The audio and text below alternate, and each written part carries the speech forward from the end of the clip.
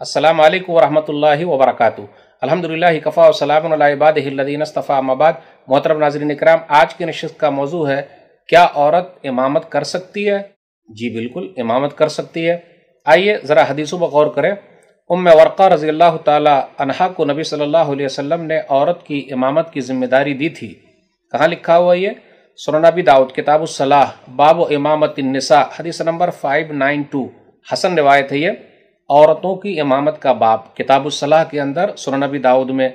व अमरहा अन तउम्म अहल दारिहा, कि नबी सल्लल्लाहु अलैहि वसल्लम ने उम्मे वर्क़ा रज़ियल्लाहु ताला अन्हा से कहा कि वो अपने घर वालों की इमामत कराए।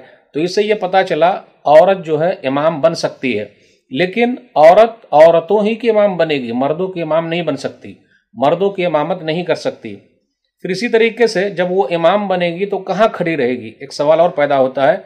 उम्मे सलमा रज़ियल्लाहु ताला अन्हा के बारे में है, मुसन्नफ इब्न अबी शैबा के अंदर जिल्द नंबर 1 सफ़ा नंबर 430 में, हदीस नंबर 4953। अल्लामा अलबानी रहमहुल्लाह ने इस हदीस को सही कहा है।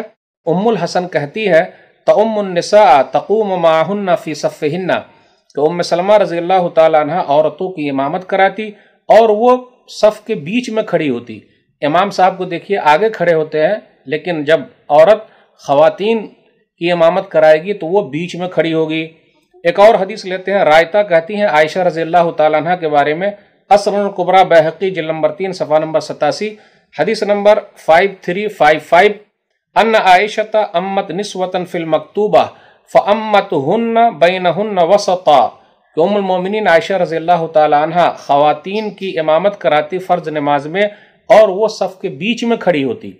तो औरत जो है ख़वातीन की इमामत कर सकती है, बीच में खड़ी होगी, जिसको ज़्यादा कुरान याद है वो इमामत कराए, इसमें कोई हरज की बात नहीं। तो इससे ये पता चला इन तमाम हदीसों से औरत इमामत कर सकती है, इसमें कोई हरज की बात नहीं, लेकिन जिनको ज़्यादा कुरान याद है वही इमामत कराए। हाज़ा मा इंदी वल्लाहु आलम बिस्सवाब।